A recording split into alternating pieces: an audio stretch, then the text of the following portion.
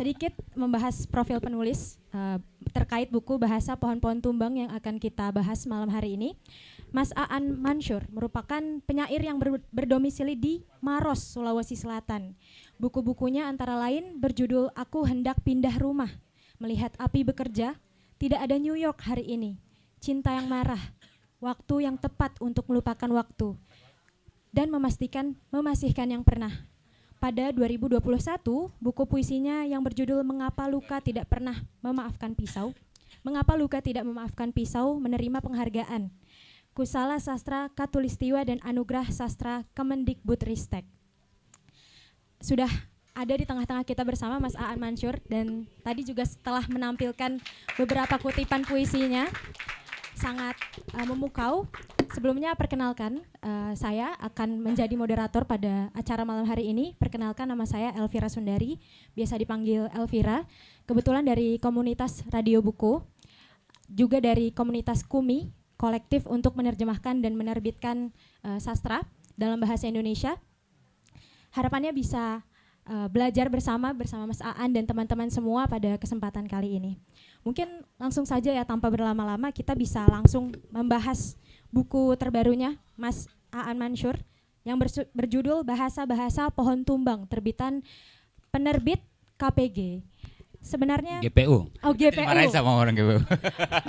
Mohon maaf. Masih satu sisterhood ini. Bahasa pohon-pohon tumbang ini sebenarnya apa, Mas? Tentang alam kah? Tentang pohon yang tumbang kah? Atau sebenarnya ada pesan apa yang ingin disampaikan oleh Mas Aan? Selamat malam teman-teman. Makasih Elvira sudah mau menemani ngobrol kita malam ini. Banyak sekali sih sebenarnya hal dicerita di sini. Tapi saya senang biasanya memulainya dengan bilang ini bisa kita bayangkan semesta seperti apa buku puisi ini dengan beberapa alternatif cara membaca judulnya gitu. Umumnya orang biasanya baca Bahasa Pohon-Pohon Tumbang gitu ya. Dan itu salah satu hal yang memang dibicarakan di puisi ini. Tapi sebetulnya begitu ditekannya di tempat-tempat berbeda juga artinya bisa beda. Kalau saya bilang bahasa pohon-pohon tumbang itu jadinya beda sekali. Atau bahasa pohon-pohon tumbang itu juga beda banget. Buku ini bercerita banyak sekali hal, tapi dia intinya satu dunia yang lebih dari sekadar manusia gitu. Jadi tentu saja akan bicara banyak relasi manusia gitu. Dan kompleksitas emosi gitu, tapi juga bicara soal relasi dengan yang bukan yang lebih dari sekadar manusia ya. Makanya juga ada banyak kata-kata seperti bahkan di judulnya ada pohon-pohon segala macam. Untuk menggambarkannya, buku ini ditulis hampir seluruhnya ditulis setelah pandemi. Jadi salah satu pertanyaan paling memicu saya menulis buku ini adalah apa sih yang sebetulnya kita pelajari dari pandemi gitu. Kita pernah mengalami situasi yang sangat ekstrim gitu, bisa dibilang begitu, secara global. Kita semua merasakan kepunahan di udara gitu di setiap hari. Dan kita sama merasakan betapa tipis batas kehidupan dan kematian gitu. Dan semua orang dihubungkan tiba-tiba mengalami waktu yang sama dalam pengertian jarum jamnya sama-sama virus gitu. Sesuatu yang kecil sekali, tapi kita manusia yang selalu merasa besar sekali gitu, ternyata begitu rentan di hadapan makhluk yang begitu kecil. Saya menulis dengan penuh pertanyaan sebetulnya, karena situasi itu kan sangat ekstrim ya, tapi rasanya setelah itu kita nggak belajar apa-apa gitu, nggak banyak gitu yang dipelajari. Karena itu pada saat pandemi kita benar-benar mengalami krisis multidimensi gitu. Ini bukan hanya isu tentang kesehatan gitu. Bicara soal ekonomi politik, kita lihat betapa tidak bergunanya pemerintah gitu. Semua hal dirasakan pada saat bersamaan. Tiba-tiba kita menyadari diri kita yang merasa sangat angkuh sebagai individu, ternyata nggak bisa hidup tanpa orang lain gitu. Meskipun juga pada saat bersamaan harus mengambil jarak supaya bisa hidup gitu. Tapi itu buat saya penting sekali. Dan hampir seluruh buku ini kemudian pertanyaan itu juga ditulis ketika dan masih berlangsung sampai sekarang genosida kan. Saya tidak ingin melewati genosida dan saya tidak belajar apa-apa dari situ. Karena saya tidak ingin kita merasa bahwa kita pernah mengalami pandemi, tapi kalau kita tanya soal pandemi, orang-orang cuma bilang rasanya ada waktu dalam hidupku 2 tahun hilang gitu. Cuman itu gitu. Tidak banyak hal yang dipelajari dari situ. Dan saya sendiri tidak ingin melewati, mudah-mudahan segera berakhir genosida, tapi saya juga tidak ingin melewati itu dengan perasaan tidak belajar apa-apa, karena benar-benar ini hari-hari di mana setiap saat kita melihat betapa mengerikan gitu. Kita melihat orang-orang bahkan sudah di level 5 dibikin lapar gitu. Dan artinya bahkan kalau toh ada makanan masuk, mungkin bahkan makanan akan membunuhnya karena itu di level yang sangat besar. Dan buku ini ditulis dalam situasi seperti itu. Ketika saya merasa pertanyaan kenapa ada kata bahasa, karena ya pertanyaan saya untuk sebagai seorang yang bekerja dengan bahasa, apa argumen terbaik yang bisa saya gunakan untuk mempertahankan bahwa kita masih butuh puisi dalam hidup yang sebegini mengerikan gitu. Kenapa gitu masih penting. Itu yang coba saya eksplorasi di buku ini gitu. Ketika kita mengalami hidup yang keputusasaan dan harapan itu seperti, saya selalu bilang seperti gulungan kusut benang yang sama gitu, yang tidak bisa dibedakan yang mana pangkal ujungnya, tidak bisa ditemukan, dan itu gulungan yang sama antara itu. Kita dipaksa untuk mengalami harus marah dan berharap pada saat bersamaan, harus kesedihan dan cinta harus ditanggung dan dilakukan pada saat bersamaan. Dan itu rasanya tiba-tiba kita merasa pada saat satu sisi kita menyadari bahwa ternyata sebagai manusia kita cukup besar sebetulnya untuk menampung begitu banyak emosi, tapi pada saat bersamaan begitu rentan hidup kita gitu sebetulnya. Nah, kurang lebih itu vibes yang mau dibangun dalam buku puisi ini. Tentu saja tidak ada kata Palestina dalam buku ini, tidak ada Gaza, tapi bahwa saya nggak bisa menghindari untuk tidak bilang bahwa saya menulis karena sedang berada di situasi seperti itu, dan mungkin juga pembaca mengalami situasi seperti itu ketika membaca buku ini gitu. Tentu saja ada beberapa hal. Jadi kalau kita lihat ini kan sebenarnya ada warna-warni. Kalau teman-teman lihat ini dengan desainernya kami diskusikan, ini ada 4 warna secara umum, itu sebenarnya warna yang terinspirasi dari semangka gitu. Jadi kayaknya ada warna merah, warna hijau, putih, hitam di buku ini. Meskipun lebih pastel warnanya di buku ini, tapi ya kurang lebih itu, Elvira. Makasih. Ya, tadi sempat disebutin juga latar waktu menulis puisi ini ketika pandemi. Apakah berarti setelah pandemi sebetulnya? Setelah pandemi. Apakah Mas Aan juga masih membayangkan pohon-pohon yang tumbang itu juga manusia-manusia yang tumbang? Bisa ya, bisa tidak. Sebetulnya itu bisa jadi metafora yang banyak. Jadi itu kata yang cukup sering disebutkan di buku ini kalau teman-teman baca. Tapi itu bisa menjadi metafora dalam banyak hal gitu.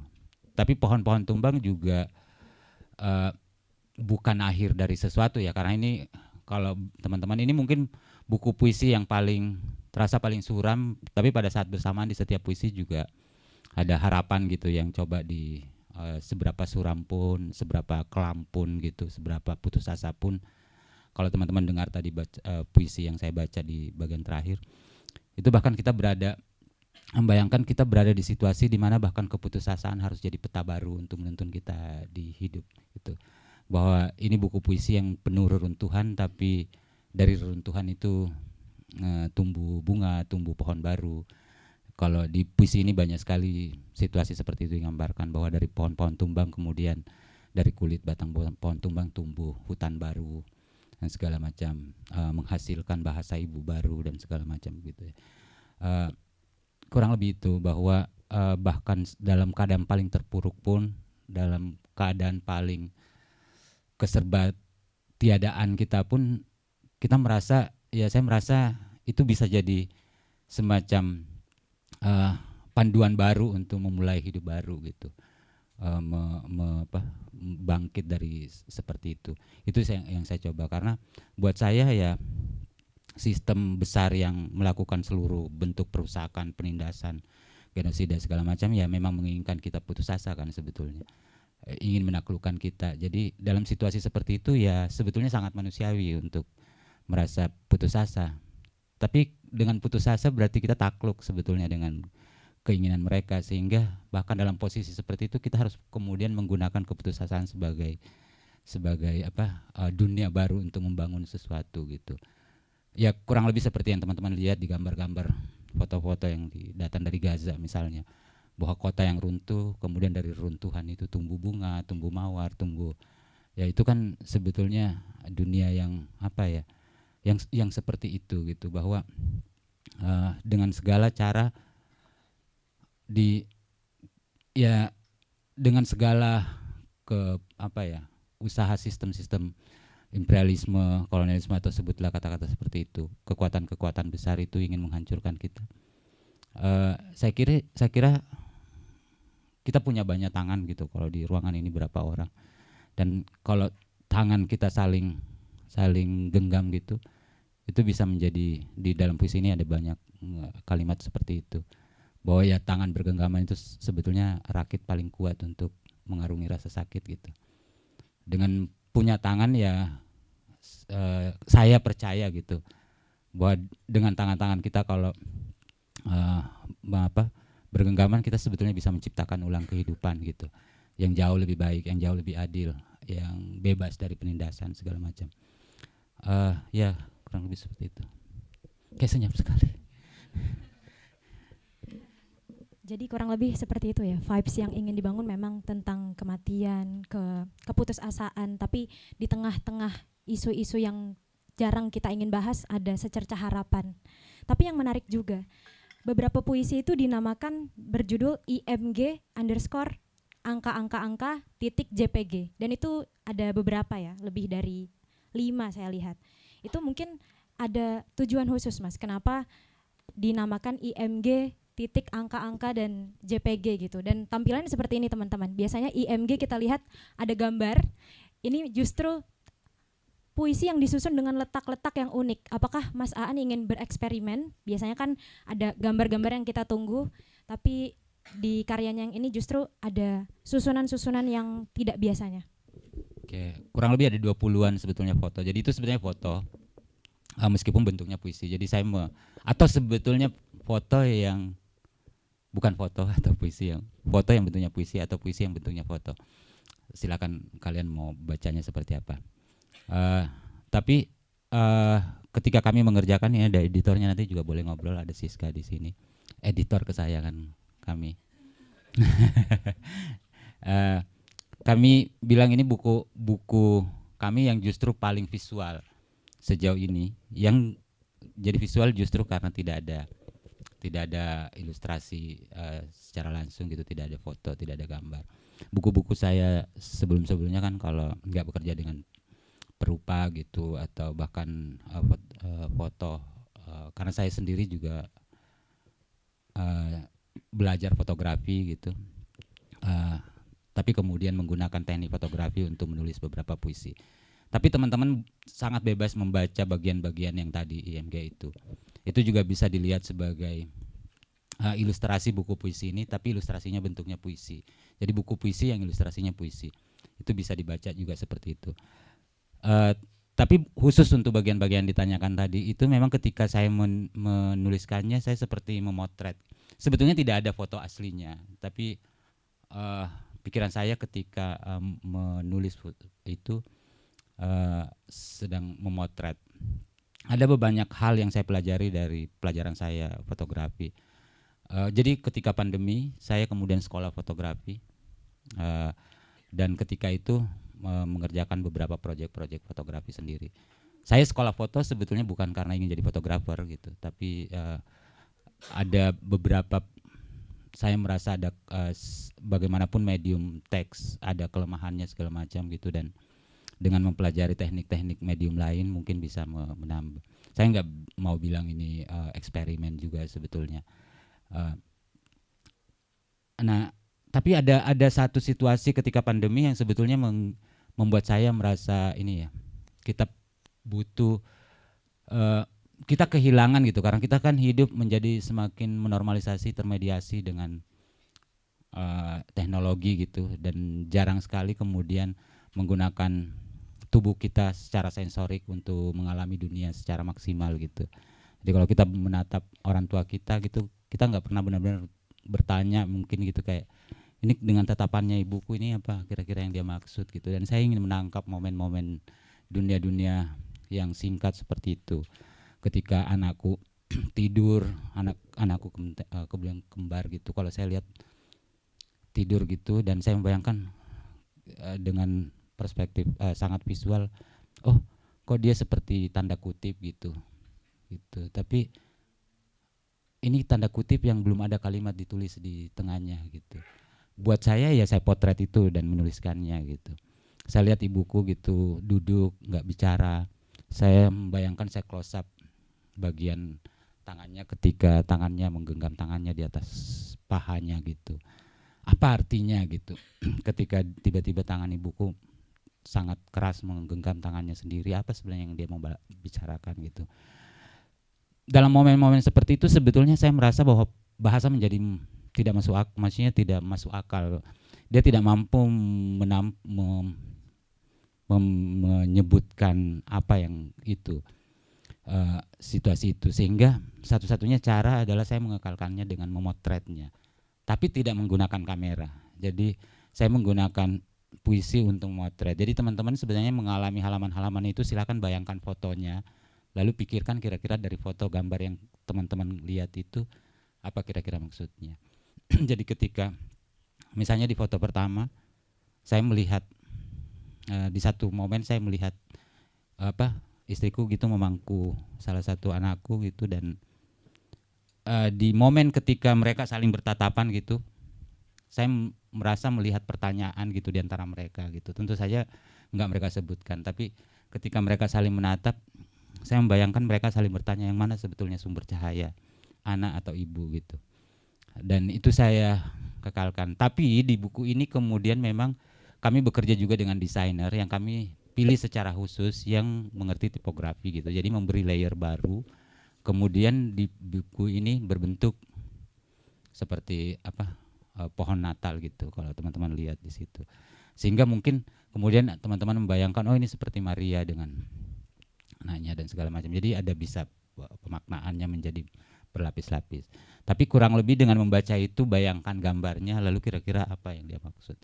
Karena itu tadi, itu momen-momen ketika saya merasa bahasa tidak mampu mengungkapkannya, sehingga satu-satunya cara ya ungkapnya. Tapi ada bukan hanya itu, sebetulnya buku ini juga sangat visual ya.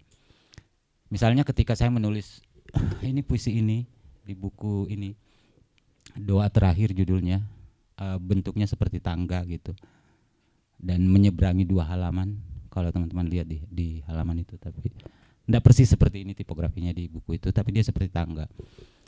Itu saya sudah bayangkan bahwa dia akan seperti itu, menyeberangi 2 halaman seperti menyeberangi kehidupan gitu. Tapi juga saya bayangkan dia bukan tangga yang naik gitu. Karena buat saya biasanya kalau kita nyebut tangga yang orang bayangkan naik gitu ya. Padahal menurut saya ini situasi di mana fungsi terbaik tangga itu turun gitu. Kita sebagai manusia seringkali merasa ingin selalu jauh lebih tinggi gitu. Dan jarang sekali kita menyadari bahwa salah satu fungsinya tangga ya buat turun gitu. Dan itu ketika Anda baca, Anda seperti naik turun tangga gitu sebetulnya di puisi itu. Ada banyak puisi di situ yang dibayangkan visually gitu, kayak ada puisi judulnya Gambar Kehilangan. Lirik terakhirnya harapan adalah dinding kosong gitu. Dan ketika itu saya sudah bayangkan kalau dia jadi buku nanti 2 halaman setelah buku itu, setelah puisi itu akan kosong.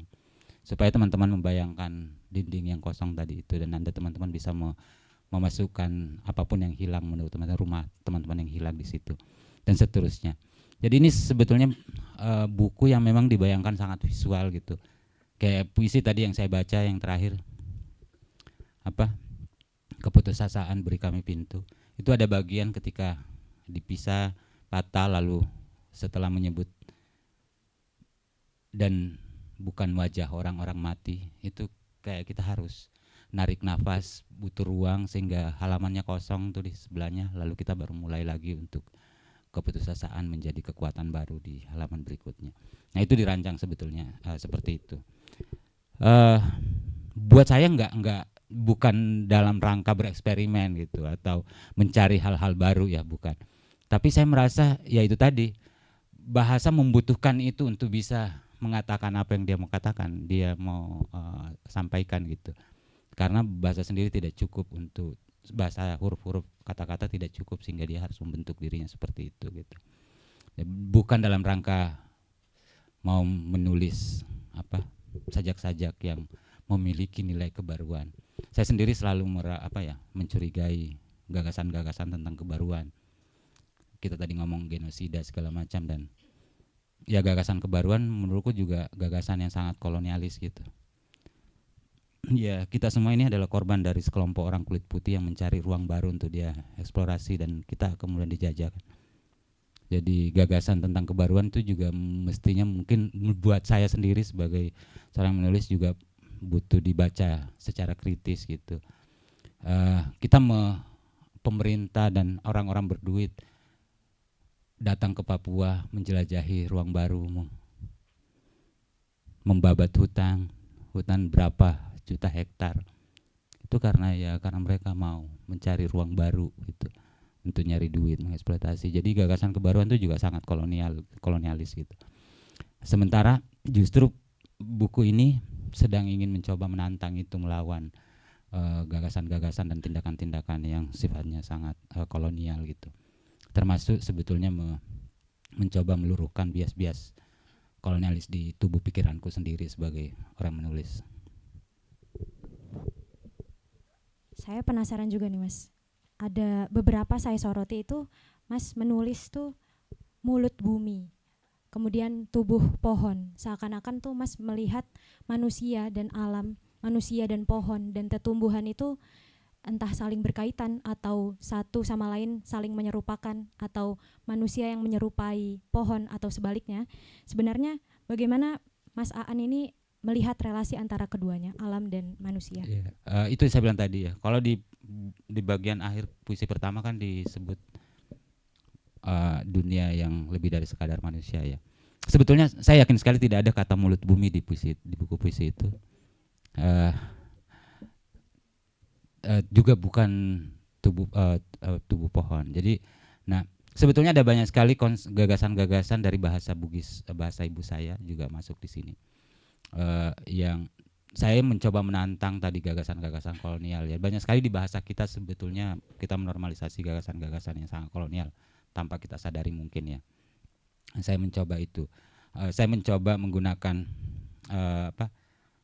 bahasa ibu saya untuk kemudian mencoba melihat itu. Misalnya kalau dalam bahasa Bugis itu tubuh, bahasa Bugisnya watak kale. Watang itu artinya pohon, ale itu diri, jadi pohon diri. Dalam bahasa Bugis artinya ada gagasan bahwa manusia dan alam itu sebenarnya tidak terpisah gitu, dan tidak ada yang lebih mulia gitu. Maksudnya manusia juga itu. Jadi bukan bahkan alam dilihat sebagai punya kualitas manusia, karena itu kan sangat antroposentris ya, seolah-olah manusia lebih superior dari alam. Tapi di bahasa Bugis justru sebaliknya gitu, manusia itu selalu tidak lebih superior. Misalnya kalau teman-teman ketemu di puisi itu ada air hidup gitu. Itu sebetulnya literally terjemahan dari Waituo. Waituo dalam bahasa Bugis itu wa itu air, tuo itu hidup. Nah, dalam bahasa Indonesia kita mengenalnya sebagai mata air. Tapi dalam bahasa Bugis dia sebutnya Waituo, air hidup, literally artinya. Kalau dalam bahasa Makassar jene talasa, jene itu air, talasa itu hidup. Jadi mereka tuh dari perspektif bahasa itu ya air hidup gitu. Jadi saya selalu bilang kalau saya ngelihat selokan bergenang gitu, saya melihatnya sebagai bangkai air. Karena dia ndak hidup gitu, dia nggak mengalir gitu. Saya melihat danau yang kering gitu, retak-retak, saya melihatnya sebagai kuburan air. Ada yang bunuh airnya, mati airnya di situ. Saya melihat air mineral gitu, saya melihat ada orang yang memerangkap air di situ, ambil gitu. Jadi karena bahasanya tadi disebut Waituo, air hidup gitu. Nah, itu sebenarnya gagasan-gagasan dan ada banyak sekali di situ. Makanya ada banyak kata pohon diri gitu, alih-alih menyebutnya tubuh gitu. Atau ada pohon, tubuh, alam dan segala macam itu tidak ada yang dan terutama manusia tidak superior, dan di banyak hal di situ sebetulnya manusia justru menjadi sangat rentan dalam relasinya dengan alam di sini, di buku ini terutama. Itu yang coba juga saya eksplorasi di buku ini. Yang sejujurnya sebetulnya mungkin tidak teman-teman sadari, tapi di buku-buku saya sebelumnya juga saya melakukan itu gitu. Karena buat saya ya itu cara untuk melakukan semacam usaha sederhana untuk mendekolonisasi pikiran, tindakan ya, dengan melakukan usaha-usaha untuk semacam merebut kedaulatan sistem pengetahuan kami sendiri sebagai orang Bugis gitu. Dan saya melakukannya lewat puisi karena ya itu ruang eksplorasi saya. Teman-teman saya yang lain, saya sebut tadi teman-teman yang pentas itu juga melakukan itu lewat teater gitu-gitu. Nah, hal-hal seperti itu yang saya lakukan di buku ini. Jadi banyak sekali saya mencoba menunjukkan bahwa sebetulnya bahasa itu bukan sekadar medium gitu, jembatan untuk menyampaikan maksud, tapi bahasa juga adalah sistem pengetahuan gitu. Jadi kalau kita ganti bahasanya, ya sebetulnya berganti juga sistem pengetahuan di belakang bahasa itu. Memang terdengar agak aneh karena saya menulisnya dalam bahasa Indonesia. Dan sejujurnya bahasa Indonesia datang kepada orang Bugis sebagai bahasa yang kolonial kan juga sebetulnya. Gitu. Jadi tapi saya menggunakan bahasa Indonesia untuk mendekolonisasi dirinya dengan memasukkan sebetulnya gagasan bahasa Bugis di situ. Nah, kurang lebih proses-proses itu yang saya coba lakukan. Tidak sempurna tentu saja, dan kalau kita bilang usaha dekolonisasi memang juga jalan yang panjang gitu dan menyakitkan ya. Tentu saja tubuh pikiran kita ya sudah lama sekali penuh dengan penuh dengan penjajah gitu.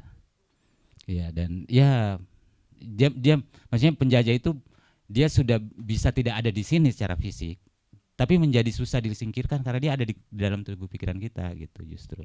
Sama tadi kayak sebetulnya ya kayak polisi jadi lebih mudah seandainya polisi berbentuk polisi beneran gitu. Tapi polisi ada di pikiran kita soalnya gitu, kita saling mengawasi, kita saling, itu menjadi susah gitu. Nah, kurang lebih gagasan-gagasan tentang mencoba mendekolonisasi pikiran lewat bahasa ibu itu yang coba saya lakukan dengan salah satu hal yang saya coba di buku ini sebetulnya. Baik, kita langsung saja buka sesi tanya jawab. Ada teman-teman yang sudah menyiapkan pertanyaan? Ya, silahkan Mas. Sudah ada. Selamat malam, manggilnya Mas apa Om enaknya? Om aja Om. Selamat malam Om Aan. Perkenalkan saya Raffi, fansmu dari masa depan.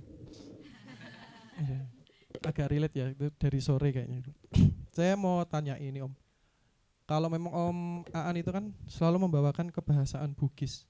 Bahasa ibunya itu bahasa Bugis.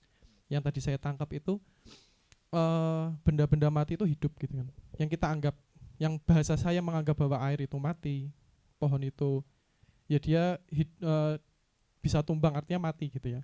Tapi di bahasa Om Aan itu benda-benda itu hidup gitu. Dia punya nyawanya gitu. Saya membayangkan betapa stresnya Om ketika membuat puisi-puisi ini, terutama yang di puisi pertama yang dinyanyiin tadi ya. Tentang satu bait ini yang cukup menggugah saya. Ingatlah, ingatlah, mereka yang mencoba membungkam suaramu takut mendengarkan jiwa mereka sendiri gitu. Kalau saya membayangkannya sangat eksplisit tentang genosida misalnya. Kita melihat bahwa orang-orang kulit putih atau siapapun yang sedang menindas warga Palestina itu, jika kita merefleksi dengan bahasa Bugis itu kan berarti sangat frustrasi sekali kan. Bagaimana kita yang punya mindset bahwa benda mati aja kita hargai sebagai benda hidup gitu. Tapi kita melihat sekarang tuh orang aja bisa membunuh orang gitu. Sesuatu yang hidup dan hidup dibunuh gitu. Refleksi apa yang Om Aan lakukan di puisi ini? Kenapa? Pertanyaannya adalah kenapa Om Aan memberikan kesempatan kepada mereka bahwa mereka punya jiwa gitu, sehingga mereka takut dengan jiwa mereka. Di bahasa saya, mereka nggak punya jiwa gitu. Karena mereka sesama manusia aja nggak memikirkan itu gitu. Mereka menganggap benda mati pun ya alat hanya. Terutama juga manusia gitu. Mereka hanya mendinas itu sebagai lebih rendah dari barang mati padahal gitu. Menurut Om Aan gimana? Oke. Ya, pertama sebetulnya ketika apa sih yang kita maksud kalau kita bilang lebih rendah dari orang apa makhluk mati gitu. Itu pertanyaan-pertanyaan yang memang ini ya. Pernah nggak teman-teman coba berpikir kenapa para imperialis ini, para kapitalis ini terus-menerus puluhan tahun melakukan penindasan dan penjajahan ke Palestina?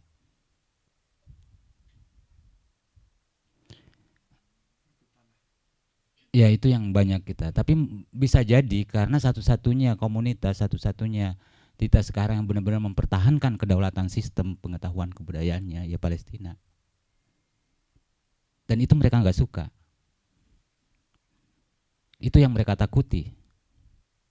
Sehingga mereka menggunakan begitu banyak cara untuk benar-benar menghabisi mereka. Nah, salah satu tentu saja kita tidak perlu menjadi Palestina beneran. Tapi kalau kita mau melawan penindasan, ya kita harus berdaulat dulu dengan sistem pengetahuan kita sendiri. Karena itu yang mereka takuti kan sebetulnya. Mengatakan bahwa mereka tidak berjiwa, tidak menyelesaikan masalah.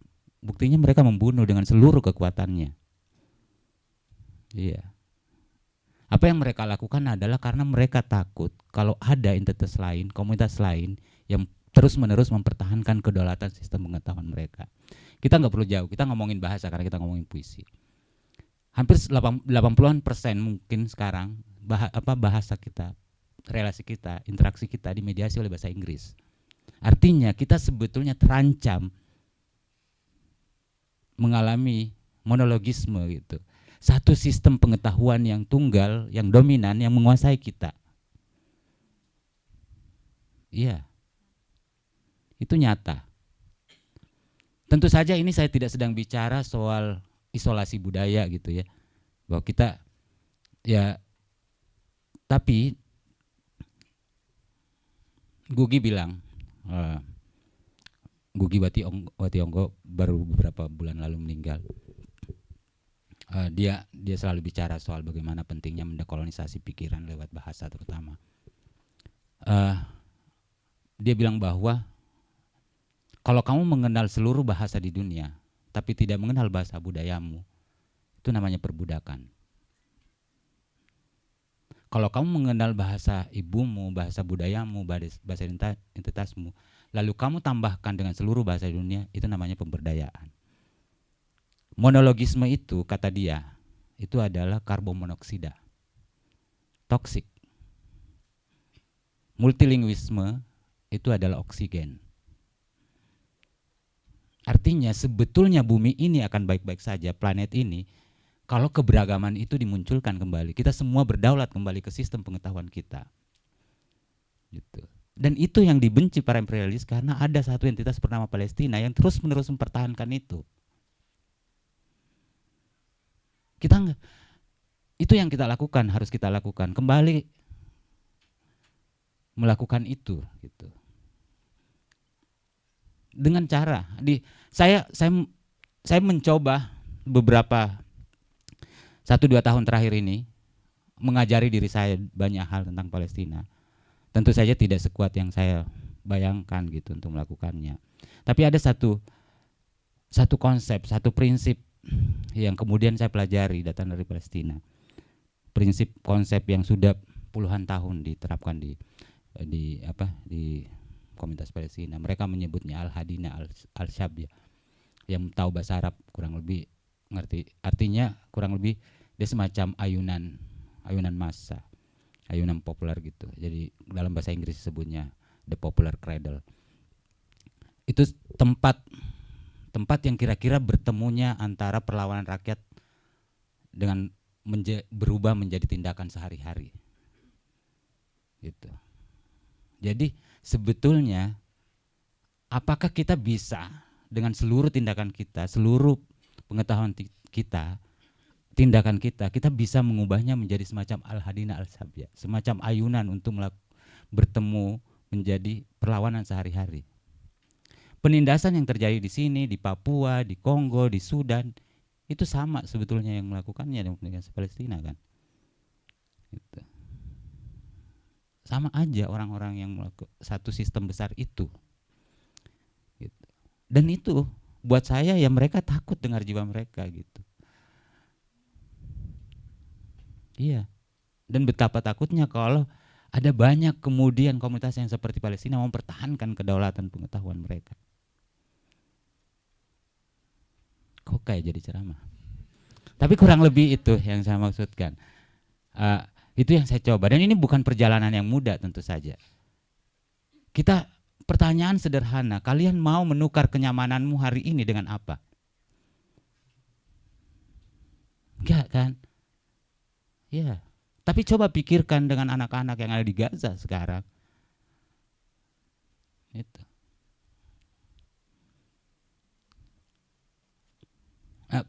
Kurang lebih hal-hal seperti itu yang saya maksudkan. Jadi tentu saja ya salah satu persoalan yang sangat kolonial yang kita ya cara kita misalnya melihat relasi kita dengan alam. Dan saya sebagai penulis juga selalu merasa punya dosa besar gitu. Jangan salah. Kita yang selalu melihat kita dikelilingi buku banyak sekali dan kita selalu merasa pintar kan dikelilingi buku.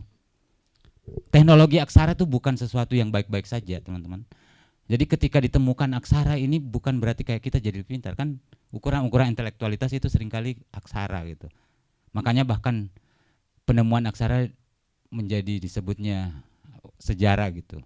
Sebelum ada aksara disebut prasejarah, kita dianggap purba gitu. Gitu. Dianggap belum punya sejarah sama sekali, prasejarah. Nah, tadi ngomong itu, tahu nggak efek paling besar dari penemuan teknologi bernama aksara? Kita tuh pernah benar-benar berada di situasi di mana kita tuh ngomong bicara sama pohon kalau mau minta izin pohonnya mau ditebang. Itu pernah kita berada di situasi itu. Kalian sadar nggak? Ikan kalau mau di musim kawin tertentu dia bisa migrasi 2 tahun gitu dan bisa secara presisi balik ke tempat itu setelah 2 tahun. Tidak pakai GPS. Kalian saya yakin pakai GPS ke sini. Meskipun mungkin sudah berapa tahun tinggal di Jogja. Apa? Itu salah satu efeknya dari penemuan aksara. Jadi dulu relasi kita dengan alam, ya kita benar-benar kita bisa bicara dengan alam. Menemukan aksara mengubah relasi itu menjadi manusia merasa punya teknologi untuk bicara tentang alam. Karena tiba-tiba punya teknologi untuk mengkonseptualisasi, mengabstraksi hubungannya dengan alam. Gitu. Jadi bagian-bagian yang kita rasa yang membuat kita menjadi bernilai sekarang, kita harus curigai. Gitu. Ya aksara nggak baik-baik saja. Ya benar kita membuat kita mengakses banyak pengetahuan. Tapi pada saat bersamaan, ya seperti itu. Bahasa, kita bisa dengan sangat progresif bilang bahasa adalah senjata untuk melawan penindasan. Iya kan? Tapi kita semua ini korban dari sistem yang menggunakan bahasa untuk menindas kita. Jadi ya nggak baik-baik saja sebetulnya. Nah kurang lebih itu yang coba di puisi ini dengan susah payah gitu. Tentu saja sekali lagi nggak mudah, nggak sempurna gitu. Tapi itu yang coba ketegangan-ketegangan seperti itu yang sedang saya hadapi ketika menulis puisi. Makanya di beberapa forum saya selalu bilang, ketika menulis ini rasanya sebetulnya saya sedang merasa kayak ini buku puisi terakhir yang akan saya tulis gitu. Ketika menulis ini, karena ya itu tadi, saya selalu menghadapi pertanyaan apa argumen terbaik saya yang saya bisa pertahankan untuk merasa bahwa puisi penting untuk kita, untuk kehidupan gitu, segala macam. Ya, sudah terjawab. Terkait tadi ya, ketakutan. Boleh tepuk tangan atas jawabannya. Terkait ketakutan akan adanya sistem pengetahuan tunggal itu juga menarik, Mas. Saya alami di bangku perkuliahan. Kebetulan saya duduk di bangku sastra Arab di UGM, dan ada salah satu mata kuliah itu judulnya sastra terjemah dan sastra perlawanan. Saat itu saya ditugaskan untuk menerjemahkan satu karya sastra Arab terjemah, dan bukunya itu tidak bisa diakses di Amazon Store, ya memang US kan originnya. Itu tidak bisa dibuka padahal ada gitu. Dan kami melihat murid-murid gitu, mahasiswa-mahasiswa melihat, oh berarti memang ada semacam isolasi yang tadi Mas bilang, ada semacam pelarangan, kalau nggak salah judulnya tuh Ardul Burtukol, jadi memang tentang Palestina, dan beberapa buku itu tidak bisa diakses di Google Play Books dan di Amazon Store. Jadi saya sepakat ya tentang itu, dan bagaimana Mas Aan menjadikan puisinya ini untuk mendekolonisasi gagasan-gagasan itu, kebaharuan dan keragaman yang ingin dimusnahkan itu, saya rasa cukup relevan ya di hari-hari ini. Mungkin teman-teman ada yang punya pertanyaan lagi?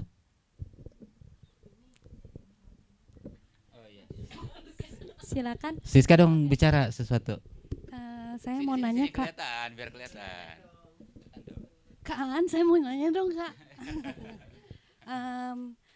Kalau tadi Aan bicara tentang bahwa kita itu dihomogenkan gitu ya, oleh suatu sistem pengetahuan atau suatu bahasa, bahkan kita bahasa aja kita makin homogen ke bahasa Inggris gitu. Terus kita harus pulang ke bahasanya siapa? Masing-masing, saya orang Jawa, saya pulang kemana, Aan pulang kemana, dan siapa pulang kemana? Bahasa apa yang kita bisa, apa ya, masing-masing berdaulat gitu. Terima kasih Kak. Oke.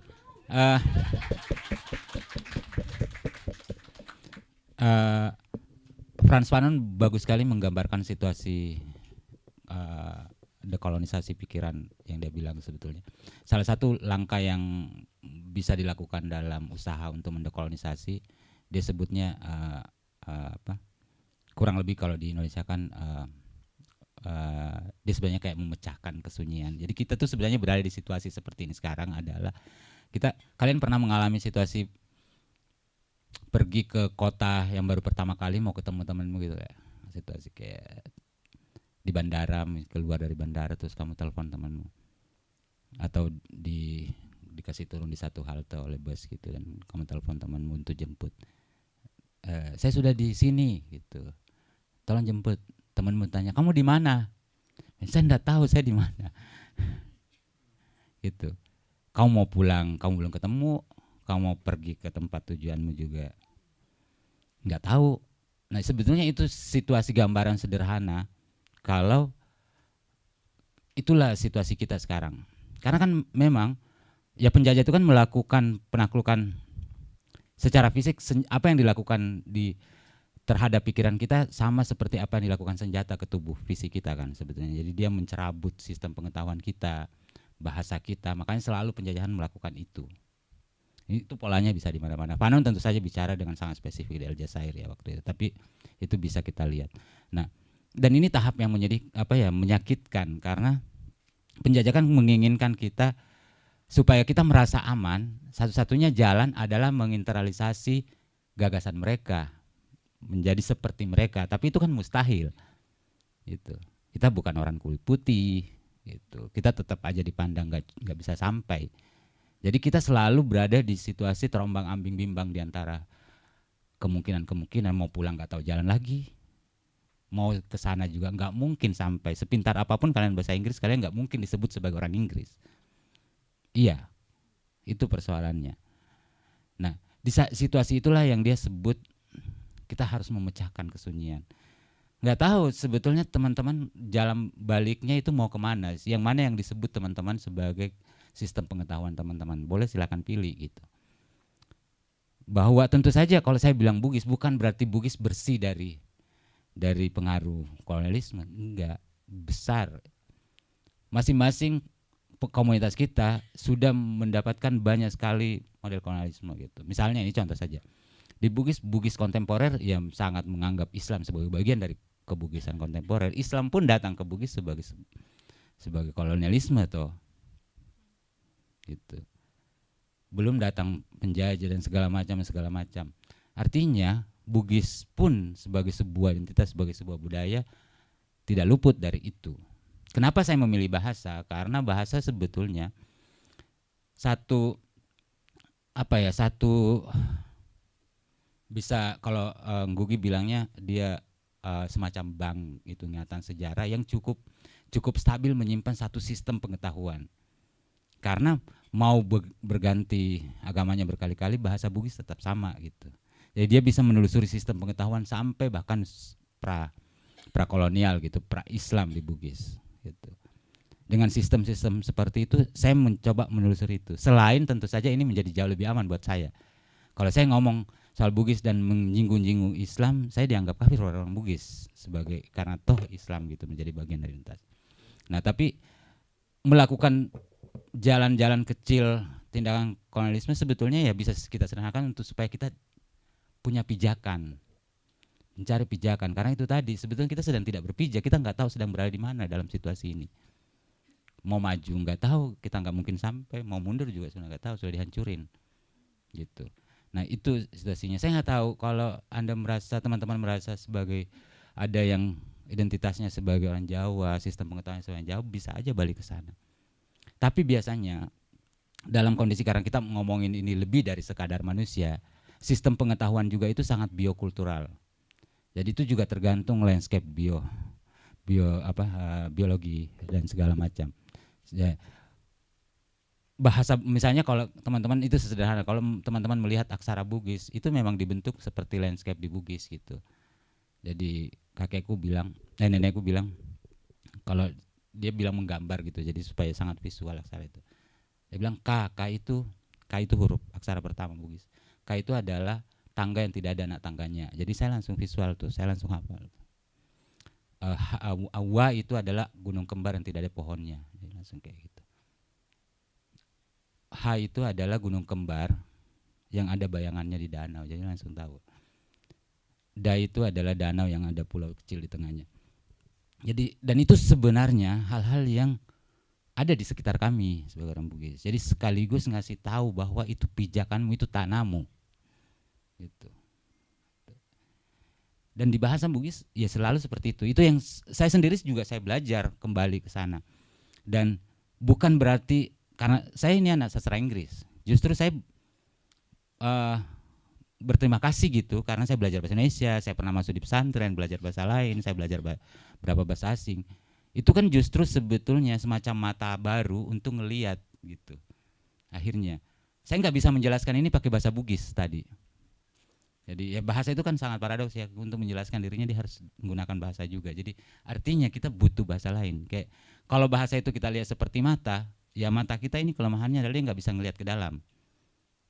Artinya supaya kita bisa lihat mata kita butuhkan mata lain gitu ya, butuh bahasa. Nah itulah kenapa yang dia bilang tadi Ngugi, kalau kita tahu bahasa kita lalu tambahkan bahasa lain itu pemberdayaan. Nah ini kita ngisi tahu gitu. Nah kontes-kontes seperti itu, makanya ketika dia menyebut tadi sore dari masa depan, bukan saya sudah nonton filmnya, tapi bukan karena dalam pengetahuan Bugisku saya nggak relate dengan sistem itu, karena sistem waktu dan ruang di Bugis berbeda sekali gitu. Jadi saya nggak perlu jelasin lagi, tapi maksudnya itu usahaku untuk ngelihat dengan cara yang baru, dengan melalui sistem pengetahuanku gitu. Nah kurang lebih seperti itu sih. Jadi saya nggak tahu, mungkin beneran harus ke Jawa dan balik lagi ke Jawa, dan kamu kan masih lancar banget bahasa Jawa. Masa nggak bahasa basi. Nah hal-hal seperti itu. Jadi ya minimal itu merasa kita berdaulat dengan sistem pengetahuan itu gitu sendiri gitu.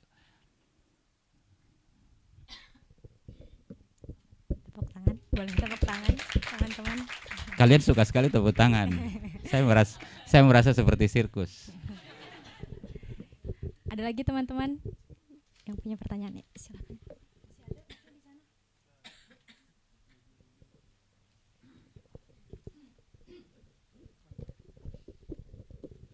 Oke, terima kasih. Selamat malam Mas Aan, selamat malam semuanya.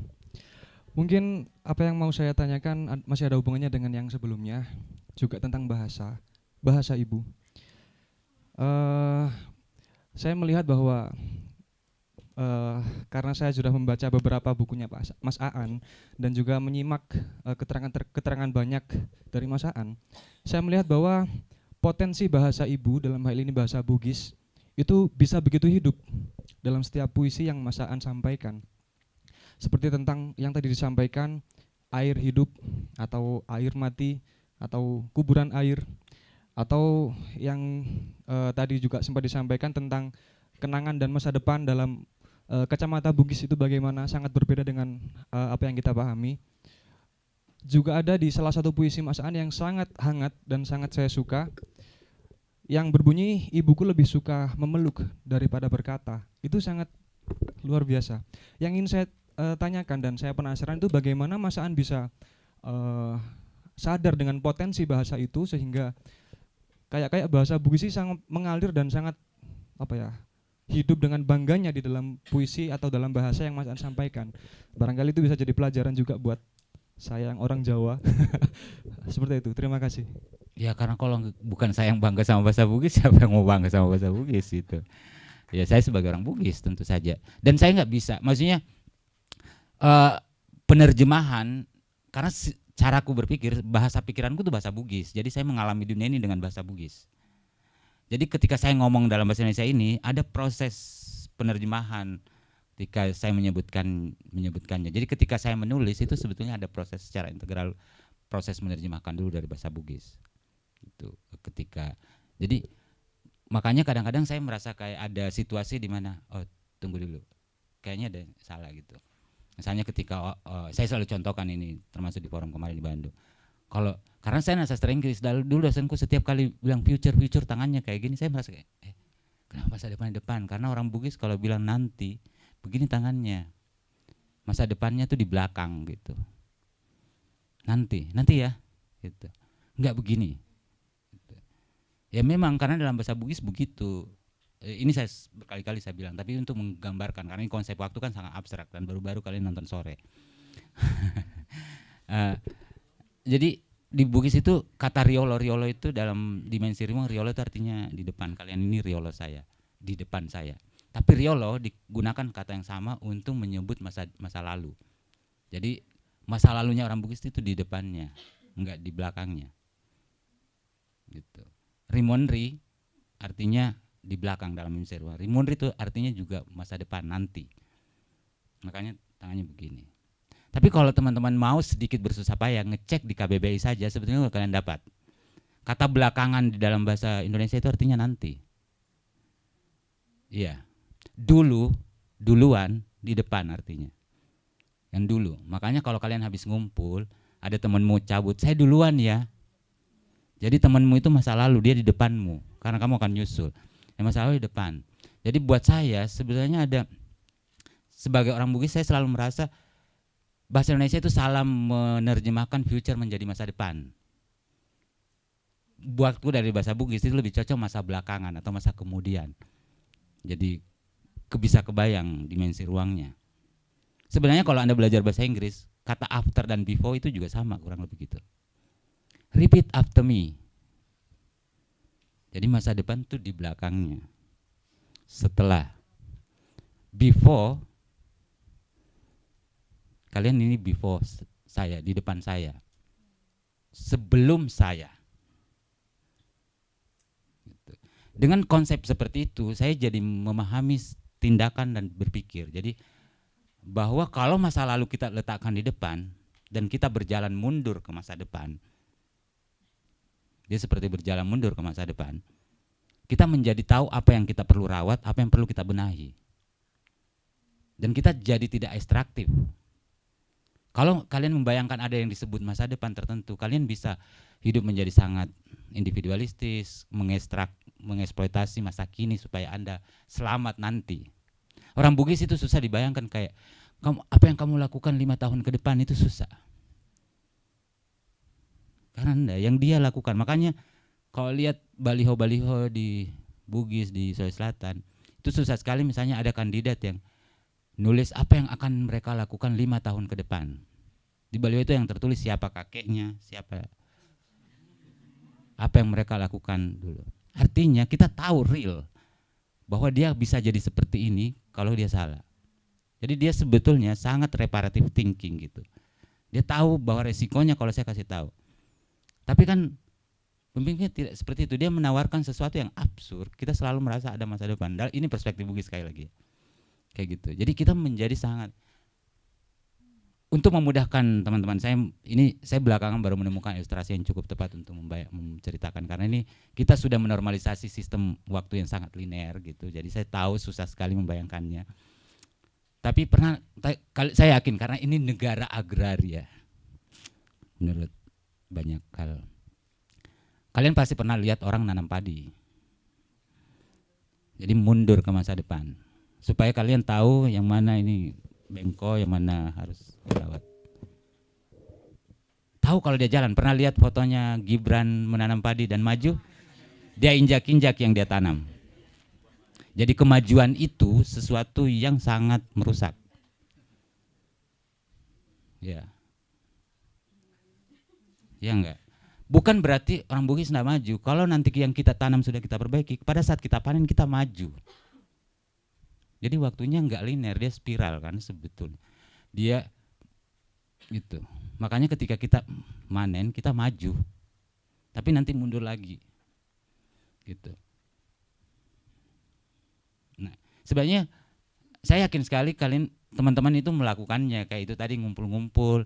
Sudah jam 9 kalian, saya cabut duluan ya, saya duluan ya. Temanmu menjadi masa lalu dan kamu akan ngekor di belakangnya nanti. Dan ya di bahasa Indonesia ada itu. Cuman kemudian kita terbiasa menyebutnya masa depan, seolah-olah ada sesuatu di masa depan. Nah itu contoh-contoh bagaimana saya menyadari ini, ya tentu saja karena itu tadi ada banyak hal. Karena saya belajar bahasa, saya memang dari kecil saya tahu bahwa teknologi paling memukau saya sejak kecil, bikin saya takjub adalah bahasa. Sejak kecil saya lahir sakit-sakitan, saya tidak suka manusia, tapi pada saat bersamaan karena sakit-sakitan saya tahu saya tidak suka manusia tapi butuh manusia, dan satu-satunya yang bisa menavigasi saya adalah bahasa. Soal itu, untuk menavigasi jarak antara saya membutuhkan manusia tapi saya tidak suka dia ada di dekatku, ya saya menggunakan bahasa. Gitu.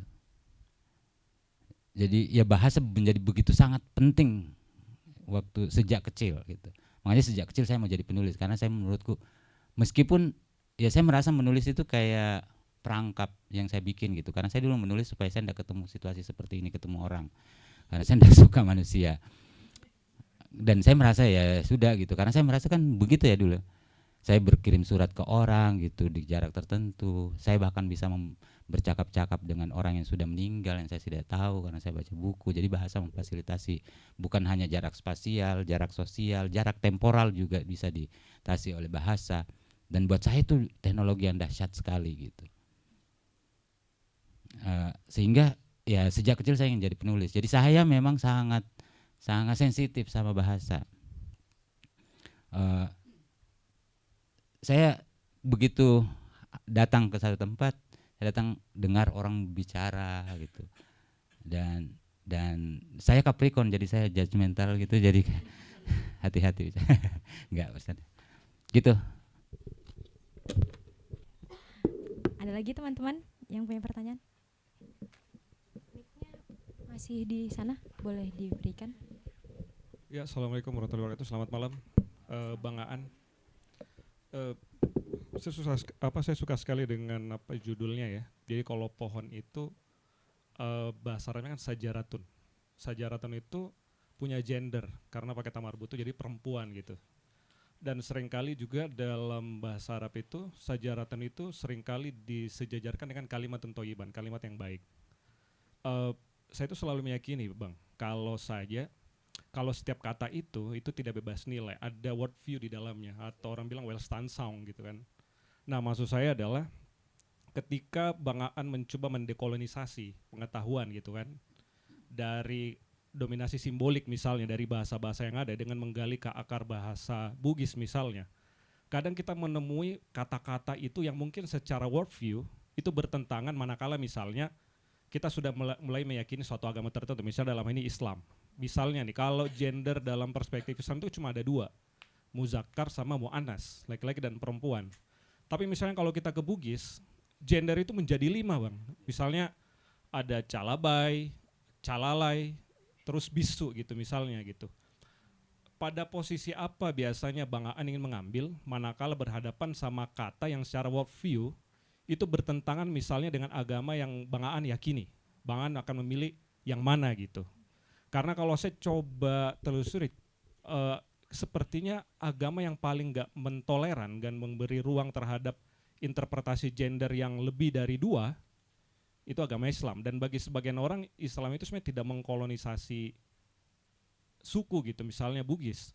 Misalnya saya sebagai orang Bugis, half Bugis Bang itu merasa ada energi pembebasan di sana gitu. Nah, maksud saya ketika berhadapan dengan kata dengan bobot word view-nya dalam misalnya kita bahasa Bugis atau bahasa daerah tertentu, ketika bertemu dengan pertentangan dengan word view agama yang kita yakini, kita Bang Aan ngambil posisi di mana gitu. Thank you, Bang.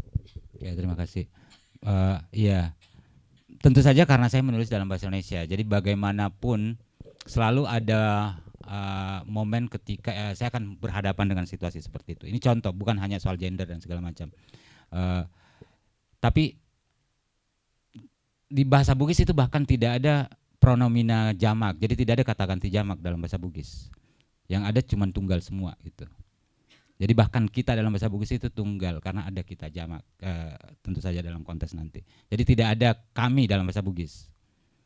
Yang ada saya gitu, iya saya. Nah, untuk menjadikannya kami, orang Bugis bilang iya maneng gitu. Sekumpulan aku. Jadi kekamian itu tidak menghapus agensi personal. Jadi itu kan sebetulnya justru ketidaksempurnaan yang memungkinkannya kita merancang satu dunia yang jauh lebih beragam. Orang Bugis tidak punya kata khusus untuk mereka. Tapi itu justru bagus karena kolektivitas itu tidak tunggal. Tapi orang Bugis kalau dia bilang mereka itu sebenarnya terjemahan artinya adalah sekumpulan dia. Artinya dia laki-laki, dia perempuan, dia calabai, dia calalai tetap masuk dalam situ. Gitu. Jadi ketiadaan pronomina jamaknya Bugis memungkinkan orang Bugis untuk merancang dunia pluriverse gitu.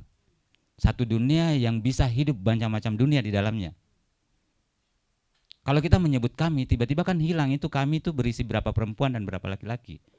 Atau berapa queer, berapa non-biner, segala macam. Berapa petani, berapa. Di Bugis, justru karena ketidakadaan itu, kalau saya bilang kalian, dalam bahasa Bugis nggak ada kalian. Yang ada adalah sekumpulan kau. Jadi kau ini tetap aja dimasukkan di situ. Jadi kalian sebagai satu semesta itu adalah kalian yang sekumpulan kau yang sangat pluriverse, yang beda-beda. Jadi agensi kolektif dalam bahasa Bugis itu tidak menghapus agensi personal kemudian.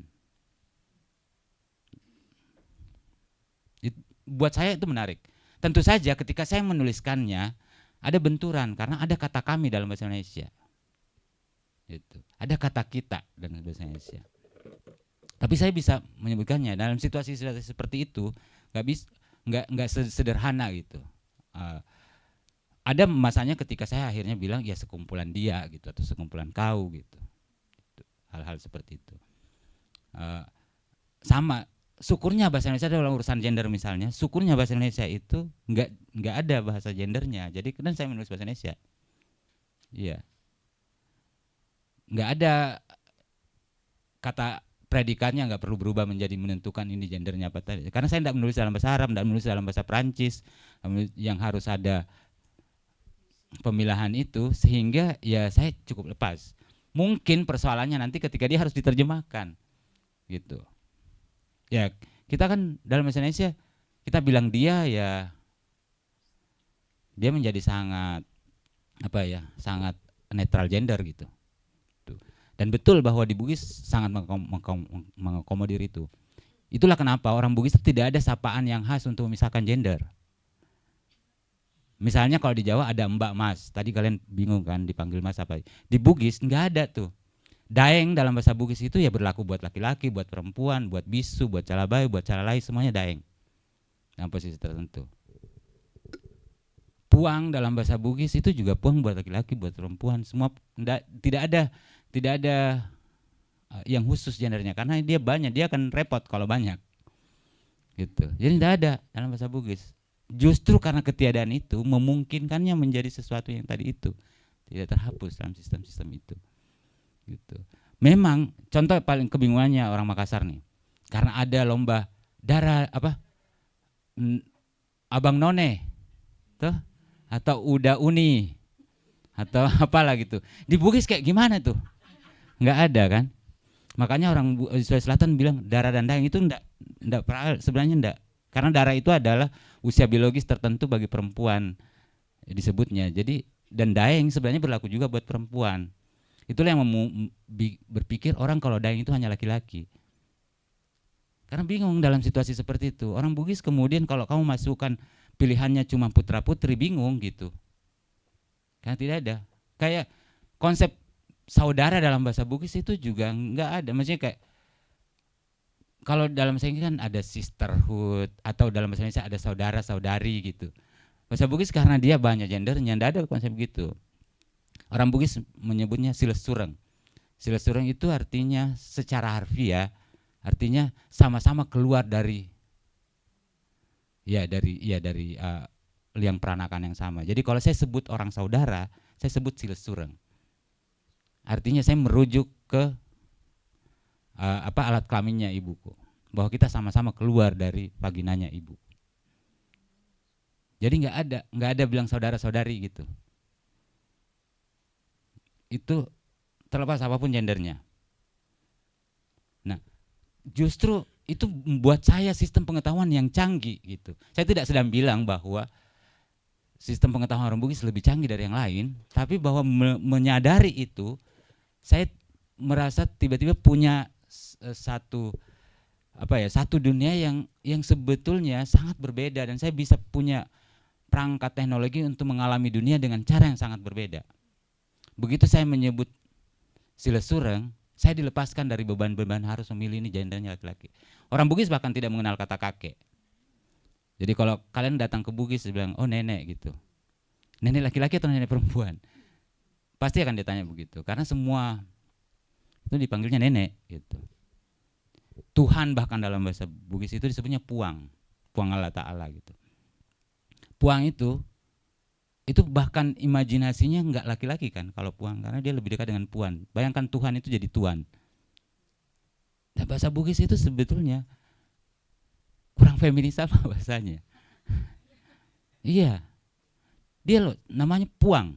Itu jadi kayak puan. Dia sebenarnya imajinasinya jauh lebih feminin dibanding kata Tuhan. Tuan. He gitu kalau di bahasa Inggris. Bahasa Bugis itu enggak, jauh sekali dari situ. Dia sebutnya puang. Dan itu juga dipakai sama manusia puang gitu. Enggak ada di gendernya. Jadi buat saya itu makanya tadi dan saya bangga dengan punya sistem pengetahuan begitu karena saya akhirnya mengalami dunia dengan sangat berbeda. Saya merasa menggunakan itu sebagai kompas. Saya merasa ada masa dalam hidupku saya merasa tidak ditaklukkan oleh sistem besar itu. Karena saya melihat kalian dengan cara yang berbeda oleh sistem itu melihat kalian. Iya. Dan itu datang dari ketidaklengkapan bahasa Bugis dibanding bahasa lain. Gitu. Nah, hal-hal seperti ini. Jadi ketika orang berantem karena kolektif, bagaimana menavigasi individualitas dalam kolektivitas, saya sangat mudah menjelaskannya menggunakan bahasa Bugis karena itu dimungkinkan dalam bahasa Bugis. Gitu. Ketika gerakan sosial yang selalu, ya kan kolektif yang tidak menghormati individualitas, tidak menghakimi inisiatif itu kan sebenarnya lahan yang subur sekali buat fasisme tuh. Iya kan? Orang Bugis tidak, dan sadar nggak banyak etnis di Indonesia ini yang bisa dengan bangga dia pindah kemanapun dia masih pakai bilang saya orang Bugis. Bugis apa? Bugis Berau. Oh, saya Bugis Jogja. Dan itu bukan berarti tidak lebih Bugis dibanding saya sebagai Bugis Bone. Saya ketemu setiap orang Bugis, dia akan bilang Bugis apa? Artinya kami setiap orang Bugis bisa menafsirkan kebugisan kami tanpa merasa ada yang lebih Bugis di antara kami. Jadi bahkan Bugis itu tidak tunggal. Kamu tinggal di Jakarta, dia bilang di Jakarta atau di Ambon, di mana di Papua, kamu bilang Bugis Papua. Kalian kapan mendengar orang bilang, saya Jawa Makassar? Nggak ada. Mereka akan menyebut dirinya Jawa. Nah, buat saya ini menarik karena tiba-tiba kita bisa merasa merancang satu dunia yang sebetulnya jauh lebih ramah gitu. Tidak merasa kita lebih, tidak ada. Memang tentu saja kalau kalian nanya saya Bugis, ya Bugis juga dipengaruhi oleh sistem itu tadi. Bahwa kemudian Bugis menjadi sangat feodal, juga sangat maskulin gitu. Keren sekali mendengarkan orang selalu bicara, oh Bugis itu ada 5 gender. Tahu enggak provinsi, salah satu provinsi yang paling tinggi tingkat kekerasan berbasis gendernya itu Sulawesi Selatan. Ironis kan? Itulah kenapa penting menurutku orang kembali ke kedaulatan sistem pengetahuan, karena dia lepas dari situ. Kalau mereka tahu itu harusnya nggak terjadi. Gitu. Cari aja datanya.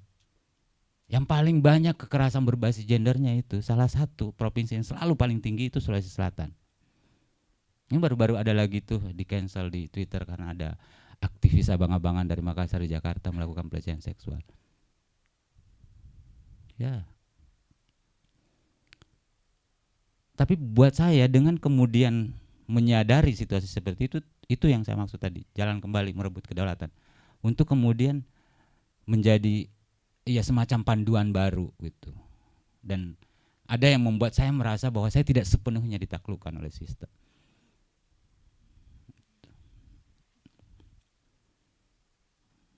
Thank you for coming to my TED Talk. Sangat menarik ya melihat bagaimana Mas Aan ini melihat perbedaan gramatika, unsur budaya, adat istiadat di berbagai tempat, kemudian menyusun itu ke dalam puisinya dengan berbagai pertimbangan-pertimbangan tentu saja. Teman-teman ada yang masih punya pertanyaan? Belum ada? Ini kita sampai jam 9, benar? Sampai jam 9? Sampai capek? Mungkin saya ada pertanyaan Mas. Ada salah satu yang menarik itu buat saya kutipan puisinya ini yang bunyinya karangan bunga warna-warni bersandar di kaki pohon mati. Ini kalau boleh Mas Aan jelaskan lanskap apa yang Mas Aan bayangkan gitu ketika menulis ini dan pesan apa yang sebenarnya ingin disampaikan gitu. Karena saya sendiri sangat terenyuh ya membaca kutipan ini, karangan bunga warna-warni bersandar di kaki pohon mati. Karena di kampus ya teman-teman, saya tuh sering banget melihat karangan bunga. Setiap ada perayaan Dies Natalis, ada yang lulus sidang, ada yang lulus wisuda, itu tuh ada karangan bunga. Dan memang khususnya di fakultas saya itu lagi ada pembangunan. Jadi gedung-gedung dirobohkan, ingin dibangun gedung baru gitu ya di Fakultas Ilmu Budaya di UGM tuh alasannya ya gedungnya sudah tua, sudah tidak relevan gitu di sampingnya Fakultas Ekonomi dengan kemegahan gedung Petronasnya itu. Jadi gedung-gedung di Fakultas Ilmu Budaya ini dianggap memang sudah kuno dan akhirnya diruntuhkan. Dan di antara reruntuhan-reruntuhan itu masih ada karangan bunga. Jadi saya sangat relate dan saya sangat terenyuh ketika membaca ini karena hampir setiap hari ketika saya ke kampus melihat karangan bunga dan di belakangnya reruntuhan gedung yang lagi dibangun gitu di kampus. Saya jadi penasaran sebenarnya Mas Aan ini melihat kutipan ini seperti apa? Ya karena lihat seperti itu. Saya lagi melihat karangan bunga yang sandar di pohon mati gitu. Dan buat saya itu metafora yang canggih gitu, bisa menyampaikan banyak hal ya. Kayak ada perayaan, dia bersandar di sesuatu yang sekarat gitu, yang mati, nggak ada ininya. Bunga-bunga plastik pula gitu, dipakai untuk merayakan sesuatu yang dia sandarkannya di tempat mati. Buat saya itu bisa menyampaikan banyak hal. Kamu sudah menceritakan pengalamanmu, berarti dia bisa ditampung di situ. Ada banyak sekali situasi dalam hidup kita ya kurang lebih seperti itu. Kita nggak sadar kalau kita ini seperti sedang menjadi karangan bunga bersandar di satu tempat yang sebetulnya sedang mati gitu, merayakan sesuatu gitu. Dan itu kan foto kayak foto ya, saya bayangkan ya, makanya di IMG apa gitu. Nah di bagian-bagian seperti itu ya, buat saya itu momen-momen yang jarang, maksudnya saking kita kan selalu ya merasa kayak dalam perjalanan itu selalu sistem ini selalu menginginkan kita ada tujuan, diburu-buru tujuan, jadi nggak pernah melihat itu perjalanan karena kamu langsung memikirkan masa depanmu itu, kalau dari rumahmu mau ke kampus, masa depanmu di kampus, jadi kamu udah penting perjalanannya. Jadi ya kalian bisa bertahun-tahun melewati jalan yang sama, kalian nggak mengenal jalan itu sama sekali gitu. Karena ya itu tadi yang kalian bayangkan ya titik rumahmu dan kampus. Dan kalau kamu bisa sampai di tujuanmu secepat-cepatnya, itu yang kamu lakukan pasti. Nah buat saya sebenarnya memotret momen-momen kecil seperti itu ngasih tahu bahwa ya enggak, saya nggak mau merelakan tubuh pikiranku ini sepenuhnya ditarik oleh tujuan-tujuan yang sifatnya saya nggak bisa kendalikan gitu, kayak sesuatu yang selalu ada hal yang selalu kita rasa ada tujuan yang kita tuju, dan kita akhirnya nggak pernah benar-benar menikmati perjalanannya, prosesnya, nggak pernah merayakan hidup, nggak pernah benar-benar mengalami hidup kita gitu sebetulnya. Saya tidak sedang mengkampanyekan bahwa ya kamu harus suatu hari ini, tapi itu juga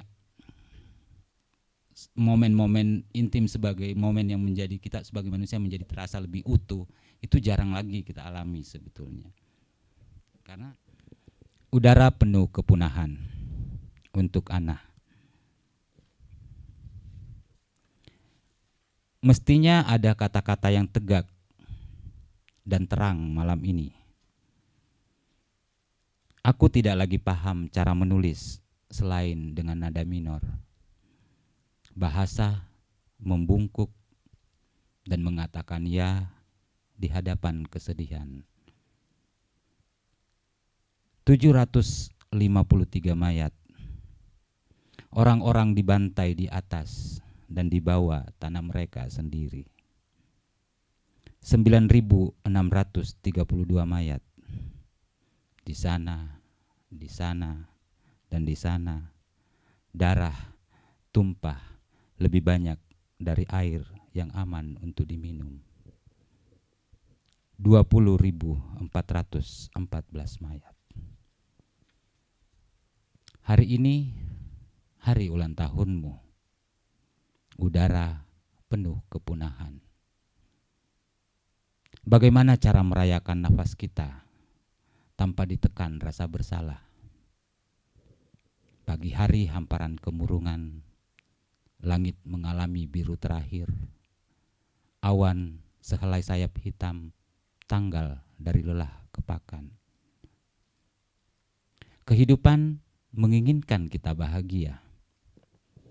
Mereka yang disingkirkan tertawa di antara malapetaka yang selalu segar dan masa depan yang sudah lama musnah. Suami istri bercumbu di sudut kamar sempit rumah sakit, di tengah sengit maut dan sangit obat. Kau ingat kita pernah menari, tersandung, berputar, tersandung, berputar, tersandung, tetapi tetap tertawa. Hari ini hari ulang tahunmu, udara penuh kepunahan.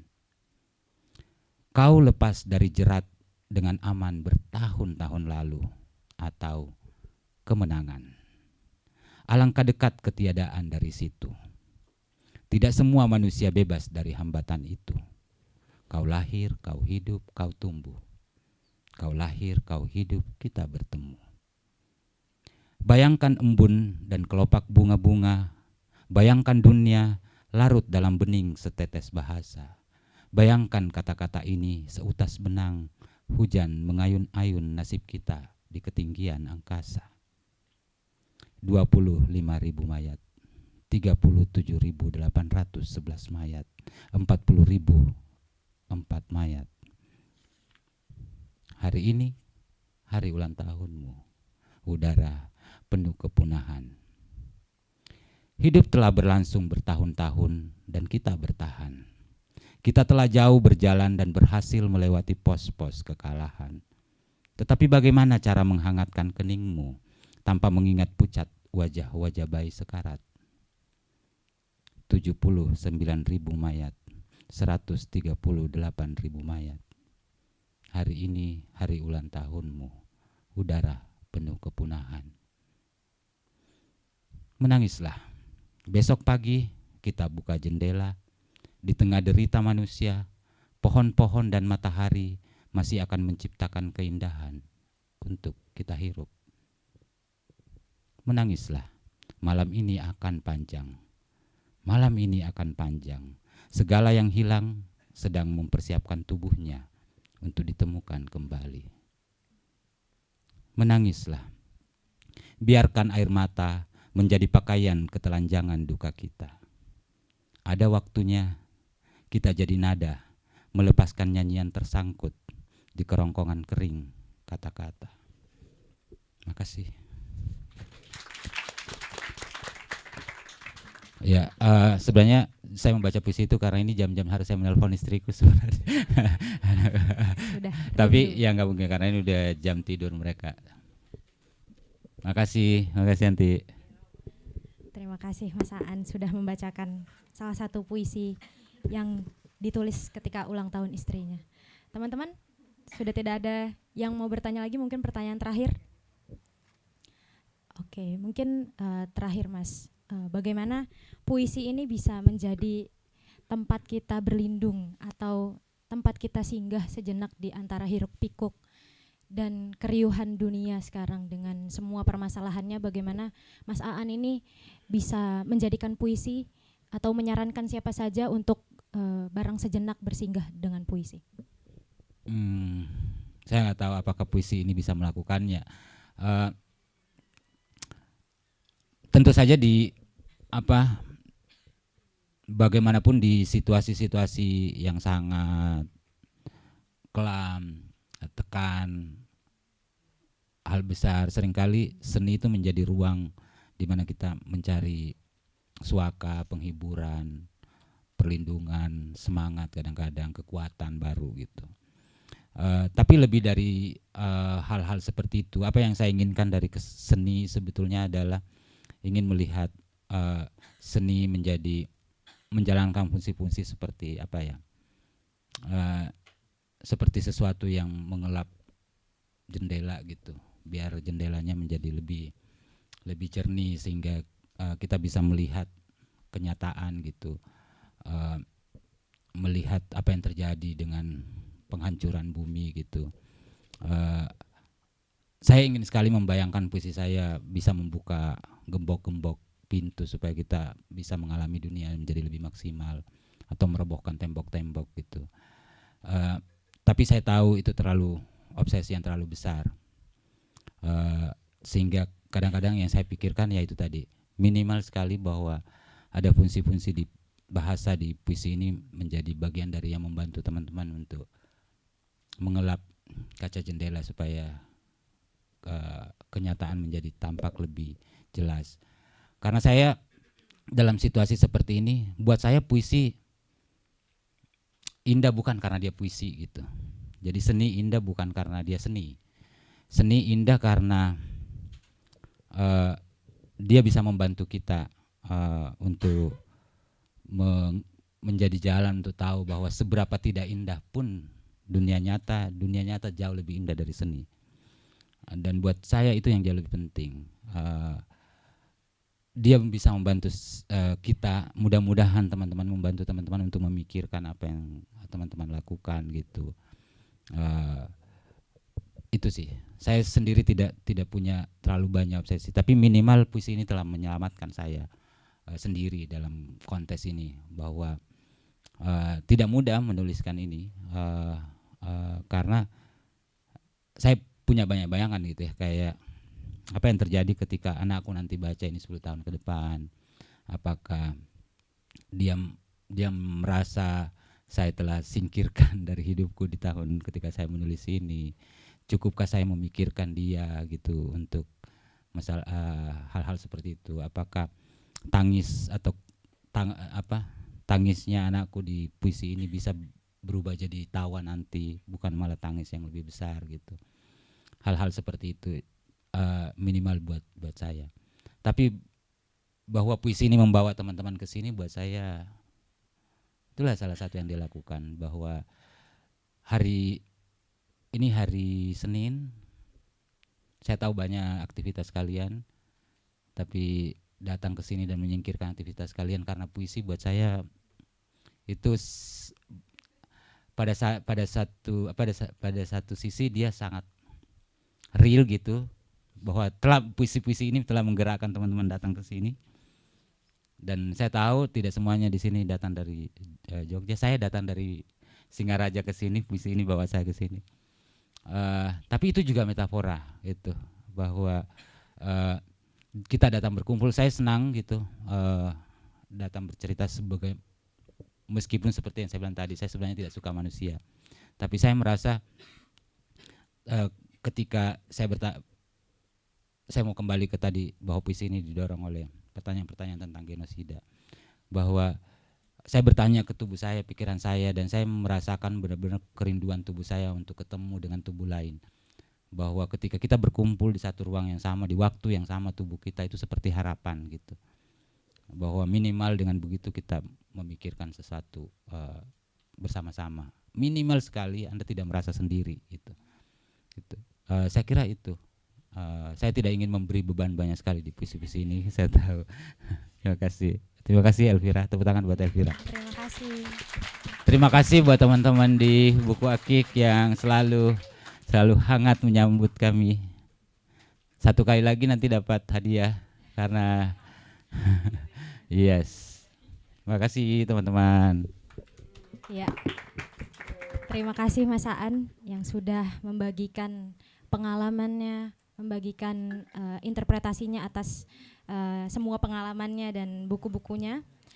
Kami juga ucapkan terima kasih kepada penerbit Gramedia Pustaka Utama, semoga kali ini tidak salah, GPU ya, yang telah memungkinkan terselenggaranya acara ini. Juga terima kasih kepada seluruh komunitas buku, komunitas sastra, komunitas baca yang ada di Yogyakarta dan turut hadir meramaikan. Ada komunitas sastra Tukar Akar, Kutub, Jejak Imaji, Baca Bareng Jogja, Terserah Book Club, Teater 42, dan Kumi, komunitas untuk menerjemahkan dan menerbitkan dalam bahasa Indonesia. Terima kasih kepada teman-teman yang sudah meluangkan waktunya dan hadir. Setelah ini jangan lupa juga, ini ada pesan dari editor untuk follow Instagram Fiksi GPU, @fiksi-gpu, @buku-gpu, dan @buku-akik tentunya tempat ini ya. Setelah ini kita ada book signing, yang belum punya bukunya bisa beli. Buku Akik menjualnya sangat banyak ya, tumpukan di sebelah Mas Aan itu masih banyak stoknya, teman-teman bisa membelinya di Buku Akik. Tapi sebelum itu kita ada foto bersama, jadi teman-teman boleh maju ke depan dan kita foto bersama. Terima kasih teman-teman, semoga menyenangkan malamnya.